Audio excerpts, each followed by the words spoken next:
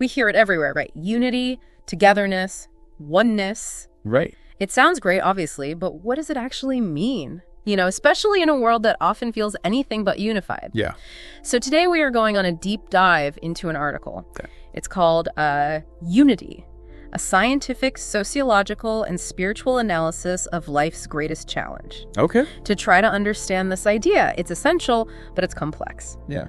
And get this, we're going to be looking at unity from some pretty unexpected angles, Oh, okay. including the science of the humble water molecule. Interesting. It's a fascinating approach, actually, because even something as simple as a water molecule offers insights into the dynamics of unity. Right. 2 hydrogen atoms, 1 oxygen atom, Yeah. H2O. Yeah. But separately, hydrogen and oxygen are almost opposites. Yeah, they are. Hydrogen is flammable, oxygen feeds fire. Exactly. And yet, together they create something essential for life, water. The article uses this transformation to illustrate how achieving unity often means bringing together different, even seemingly opposing elements. So it's not about erasing differences, but rather finding a way for those differences to coexist and create something new. Right. But the article also points out that this transformation doesn't happen magically. Right. There's energy involved in creating that bond. Exactly. Forming that bond, that unity, takes effort. And similarly, maintaining that unity requires continuous effort, resisting the forces that might try to break it apart. It's like a constant push and pull. Okay, so even at the molecular level, unity isn't just about snapping pieces together. Right. It's about actively working to create and sustain that connection. Yeah. But how does this water molecule analogy play out when we're talking about human relationships and societies? Yeah. I mean, people are a lot more complicated than molecules. Absolutely. That's where the article delves into the sociological challenges of unity. It argues that human unity is far more complex than a simple chemical reaction. We're not just dealing with physical properties, we're dealing with history, culture, individual beliefs, even things like economic competition and political ideologies. So it's like, those ingredients in a recipe. Yeah. Sometimes they clash. They do. But the article actually outlines 3 major sociological challenges. Okay. Cultural and historical divisions, in-group versus out-group dynamics, Okay. and the cost of coexistence. Let's unpack these, starting with cultural and historical divisions. I can already see how that could get messy. Absolutely. Think about the sheer diversity of languages, traditions, and worldviews across the globe. Okay. Then layer in historical conflicts, colonization, systemic inequities.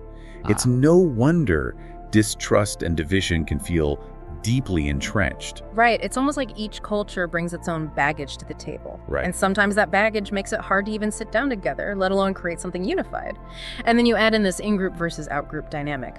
Honestly, that just sounds like high school all over again. Well, it's unfortunately hardwired into us as humans. We naturally favor those we see as part of our own group and can be wary or even prejudiced towards those we see as different. Okay, so our brains are kind of predisposed to division, but surely there are ways to overcome that, right? Otherwise, achieving any kind of meaningful unity seems pretty hopeless. That's where the article gets really interesting. It introduces the Baha'i faith as a framework for achieving unity amidst diversity. And what's fascinating is it doesn't advocate for erasing differences. Instead, it emphasizes practical solutions and spiritual transformation that can help bridge those divides. Hold on, spiritual transformation, don't get me wrong, I'm all for personal growth, but how does that actually translate to creating unity in the real world, especially when we're dealing with those deeply rooted sociological challenges we just talked about? It's not about mystical rituals or anything like that. The Baha'i faith offers concrete principles and practices aimed at fostering understanding, cooperation, and ultimately, unity. Okay, now I'm intrigued. What are some of these principles? Give me the SparkNotes version. One core principle is the idea of a universal auxiliary language, not to replace existing languages, but to provide a common ground for communication across cultures. Imagine a world where everyone has access to a shared language, breaking down communication barriers while still celebrating the richness of their own native tongues. Okay, I see how that could help bridge cultural divides, but isn't the idea of a universal language kind of unrealistic? How would that even work in practice, and wouldn't it be incredibly difficult to get everyone on board? Those are valid concerns and definitely things the Baha'i faith has considered. They emphasize that this auxiliary language would be in addition to, not in place of, native languages. It's about adding a tool for connection, not erasing existing cultures.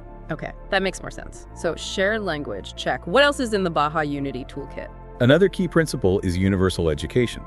The Baha'i faith emphasizes education, particularly in universal moral principles. Imagine if, from a young age, children everywhere were taught about the shared origins and equal worth of humanity, fostering empathy and dismantling prejudice before it takes root. So planting the seeds of unity early on, rather than trying to fix things after divisions have already formed, that makes a lot of sense. But what about those biases we were talking about earlier? The ones that are almost hardwired into our brains. Can education really override that? That's where the principle of independent investigation of truth comes in. The Baha'i faith encourages critical thinking, questioning inherited beliefs, and not blindly accepting things at face value. It's about actively seeking understanding, challenging our own assumptions and biases, and being open to different perspectives. So it's about going beyond blind faith or dogma and really engaging with the world around us in a thoughtful, critical way. It sounds like that could be a powerful tool for overcoming ingrained biases, but it also sounds like hard work. Are there any more principles where that came from? Well, the Baha'i model of consultation and collective decision-making is all about embracing diverse perspectives and finding solutions that benefit the whole community. Imagine inclusive dialogue where everyone's voice is heard and valued, and the focus is on collaboration and mutual respect. That sounds great in theory, but we both know how difficult it can be to get people to truly listen to each other, especially when there are strong disagreements. How does the Baha'i faith address that? It's true that putting this principle into action can be challenging, but the Baha'i faith emphasizes that it's an ongoing process, one that requires patience, humility, and a willingness to let go of our own ego-driven agendas. It's about seeing the inherent worth in every voice, even when we disagree with what that voice is saying. So it's a radical shift in how we approach decision-making.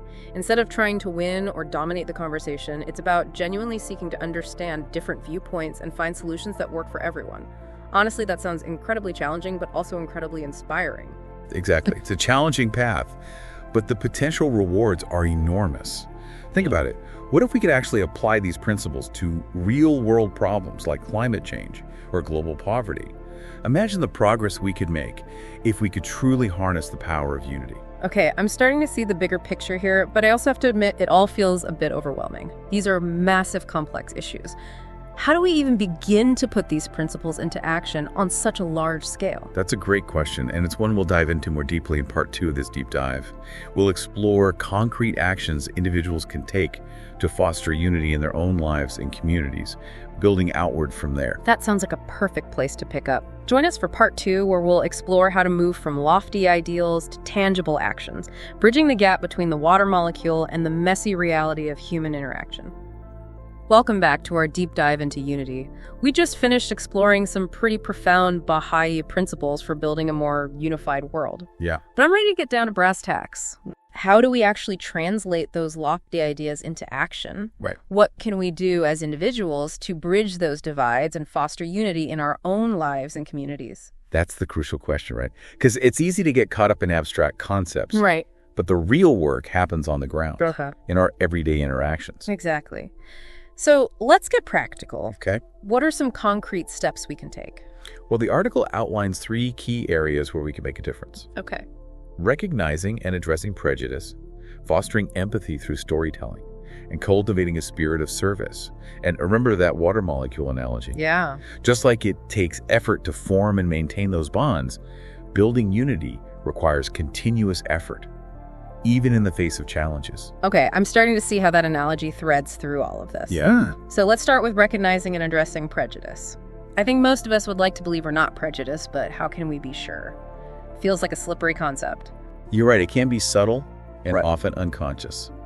The first step is acknowledging that we all have biases, Right. whether we're aware of them or not. It's about being honest with ourselves and willing to examine our own thoughts and behaviors. So a healthy dose of self-awareness is key. Yes. But how do we actually go about identifying those biases? Yeah. Are we just supposed to sit around and think really hard about how prejudiced we might be? It's more about paying attention to our reactions, our Yeah. assumptions, the way we talk about and interact with people who are different from us. Are we quick to judge? Do we make generalizations about entire groups of people? These are clues that we might be harboring unconscious biases. Okay, that's helpful. It's like being a detective in our own minds. Right. Looking for those subtle clues that reveal our hidden prejudices. Yeah. But once we've identified those biases, what do we do about them? Is it as simple as just telling ourselves to stop being prejudiced? If only it were that easy. It's an ongoing process, a conscious effort to challenge those biases whenever they arise. It might involve educating ourselves about different cultures and perspectives, seeking out diverse experiences, having honest conversations with people who challenge our assumptions. So it's about actively working to expand our understanding and challenge those ingrained patterns of thought. It sounds like a lifelong journey, not a quick fix. Exactly. And it's a journey worth taking because as we dismantle those prejudices within ourselves, we create space for genuine connection and understanding. I love that. Creating space for connection. Okay, so we've tackled prejudice. Yeah. At least started to. Yeah. What about fostering empathy through storytelling? Okay. I'm a sucker for a good story, but how does that translate to building unity? Stories have this incredible power to transport us into someone else's shoes. Right. To help us see the world through their eyes. And that's the foundation of empathy, understanding the experiences and perspectives of others, even if they're vastly different from our own. Right. It's about moving beyond just acknowledging someone's difference. Right. To actually trying to understand their lived experience, their joys, their struggles, their hopes and fears. Exactly. Remember that anecdote from the article? Yeah. The one about the storytelling workshop with people from diverse backgrounds? Oh, yeah. Yeah. At first, there was tension and apprehension, but then something shifted as people started sharing their personal stories. The article highlighted how powerful it was for those participants to hear each other's stories, to realize that despite their differences, they shared many of the same hopes, dreams, and struggles. It humanized them in each other's eyes, chipped away at those walls of prejudice and mistrust. It reminds me of that saying, a story is a bridge between hearts. It's like when we share our stories authentically, we're inviting others to walk across that bridge, to connect with us on a deeper level. And as we listen to other stories with an open heart, we're also building that bridge from our side. That's a beautiful way to put it. It's about creating those bridges of understanding, one story at a time. And those bridges can be surprisingly strong, even in the face of deep-seated differences. Okay, I'm sold on the power of storytelling. But what about the third step? Cultivating a spirit of service. I admit, when I hear service, I think of volunteering at a soup kitchen or something. While those things are important, how does service relate to building unity on a broader scale? It's about shifting our focus from what's in it for me to how can I contribute to the well-being of others? And that shift in perspective can be incredibly powerful. When we serve others, especially those outside our immediate circle, we start to see ourselves as part of something larger than ourselves. So it's not just about performing good deeds, it's about cultivating a mindset of interconnectedness. Right. Recognizing that our well-being is intertwined with the well-being of others. Exactly. And as we engage in acts of service, we begin to see those others less as strangers and more as fellow human beings navigating this journey alongside us. We start to recognize our shared humanity, our shared struggles, our shared aspirations. It sounds like service, then, is a powerful antidote to that in-group versus out-group mentality we were talking about earlier. By focusing on serving others, we're breaking down those artificial barriers between us and them and recognizing our shared humanity. Precisely. And as we build those bridges of service, we start to create a sense of community, a sense of shared purpose that can transcend our differences. Okay, so we've got these three powerful tools. Addressing prejudice. Yeah. Fostering empathy through storytelling and cultivating a spirit of service. It feels like a lot to take on, but also incredibly hopeful. It makes me wonder, what does a world look like where these principles are truly embraced and put into action? What are the possibilities? That's a great question, and it's one that leads us into the final part of our deep dive. We'll explore the transformative power of unity, the potential it holds for individuals, communities, and the world as a whole. Sounds like a journey worth taking. Join us for part 3, where we'll shift our focus from the how to the why of unity, exploring the inspiring possibilities that await us when we choose to embrace our shared humanity and work together towards a more unified future. Welcome back to the final part of our deep dive into unity. We've explored the science, the sociology, the spiritual principles, and even some practical steps. Right. But, as we wrap up, I'm curious about the payoff. Yeah. What are the benefits of all this effort? Yeah, that's a good question. What does a world where unity flourishes actually look like? Well, it's a great question. And it's one that gets to the heart of why unity is so essential. It's not just about overcoming division or creating a feel-good atmosphere. It's about unlocking incredible potential, both for individuals and for humanity as a whole. Okay, so it's not just about getting along, it's about achieving something greater together. Right. What kind of potential are we talking about here? Give me the big picture. Well, imagine a world where nations collaborate seamlessly on global challenges. Like climate change or poverty. Instead of competing for resources or clinging to narrow national interests, countries pool their knowledge, expertise, and resources to tackle these issues collectively. That's the power of unity on a global scale. It's like instead of having a bunch of separate boats all trying to navigate a stormy sea, we're building a giant ark together, something that can actually withstand the challenges and carry us all to safety. That's a powerful image.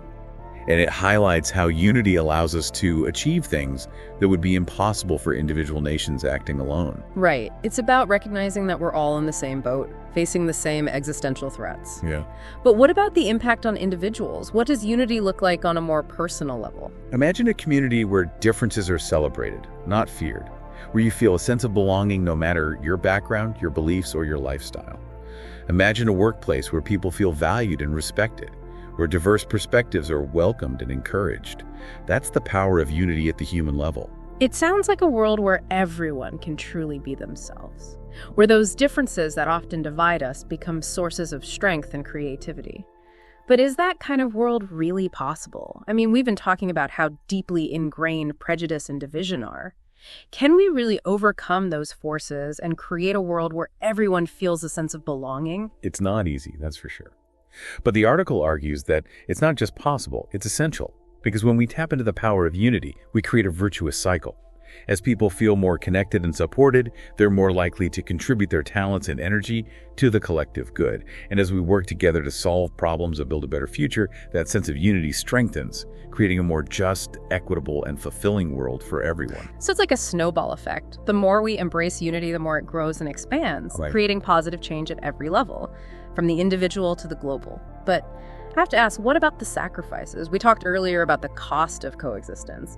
Does embracing unity mean giving up our individual identities or conforming to some kind of homogenous groupthink? That's a common misconception, and it's one the article directly addresses.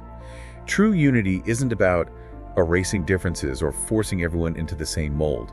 It's about recognizing that our differences are valuable, that they enrich the tapestry of human experience. So it's not about becoming identical, it's about finding ways to harmonize our differences, to create a symphony rather than a monotone. Exactly. Think back to the water molecule analogy. Hydrogen and oxygen retain their unique properties within the water molecule. They don't cease to exist.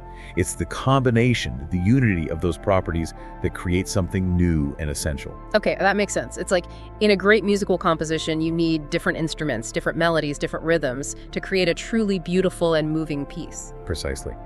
And that's the magic of unity. It's about finding ways to weave our differences together, to create a world that's both diverse and harmonious, a world that celebrates the uniqueness of each individual while recognizing our interconnectedness as human beings. Wow. A powerful vision. And it makes me wonder, what role can each of us play in creating this kind of world? That's the most important question of all. And the answer is, each of us has a role to play, no matter how small or insignificant it might seem. Remember those practical steps we discussed earlier: addressing our own prejudices, fostering empathy through storytelling, cultivating a spirit of service. These are all things we can do in our everyday lives, starting right now. So it's not about waiting for some grand political solution or relying on someone else to fix things. It starts with each of us making conscious choices to promote unity in our own spheres of influence. Exactly. And as we each do our part, as we plant those seeds of unity in our families, our communities, our workplaces, those seeds will begin to sprout and grow, creating a ripple effect that can ultimately transform the world. This deep dive has been incredibly thought-provoking, challenging us to move beyond simplistic notions of unity and grapple with its complexities. But it's also left me feeling incredibly hopeful, seeing the immense potential that awaits us when we choose to embrace our shared humanity and work together towards a more unified future. I couldn't agree more. The path towards unity is challenging, no doubt, but it's a journey worth taking. because ultimately it's a journey toward a world where every individual can flourish, where differences become sources of strength, and where humanity can finally realize its full potential. That's a beautiful way to wrap up our deep dive. So to our listeners, we encourage you to reflect on the insights we've explored, consider the role you can play in fostering unity, and embrace the possibilities that await us when we choose to walk this path together. Thanks for joining us on the deep dive.